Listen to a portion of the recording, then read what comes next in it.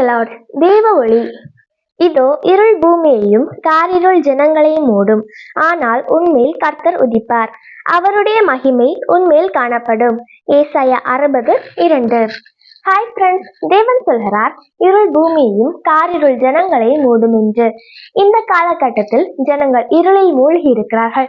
இருள் பாவத்தை குறிக்கும். இருளில் நடக்கிறவன் கண் தெரியாதபடினால் தடுக்கி விழுவான்.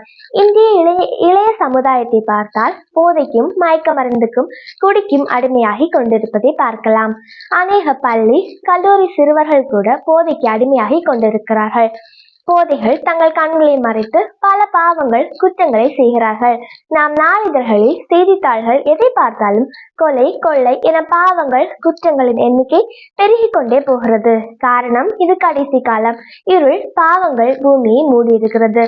காரிருள் ஜனங்களை மூடியிருக்கிறது. ஜனங்களுக்கு எது நல்லது எது கெட்டது என்று கூட சில நேரங்களில் தெரியாமல் கண்கள் பாவத்தினால் கட்டப்பட்டு குருட்டாட்டத்தினால் பூமியை இருளின் அதிபதியாகிய சாத்தான் அவன் ஜனங்களை பாவத்திற்கு உட்படுத்தி பூமியை பாவத்தினால் நிறைத்து இருளின் ராஜ்யத்தை பூமியில் ஸ்தாபிக்க பார்க்கிறான். ஆனால் தேவ பிள்ளைகள் மேல் தேவன் உதிப்பார், அவர் ஒளி உதிக்கிறது. அதனால் கண்கள் தெளிவடைந்து உணர்வடைந்து பாவத்திற்கு விலகி பரிசுத்தமாக வாழ்கிறார்கள்.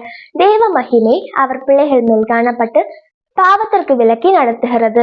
ஆம், பாவத்தை வெறுத்து தேவன் கொடுக்கும் பரிசுத்த வேதத்தின் வெளிச்சத்தில் நடந்து பாவத்தை விட்டு விலகி பரிசுத்தமாக வாழ பரிசுத்த ஆவியானவர் தாமே நமக்கு உதவி செய்வாராக. ஆமேன்.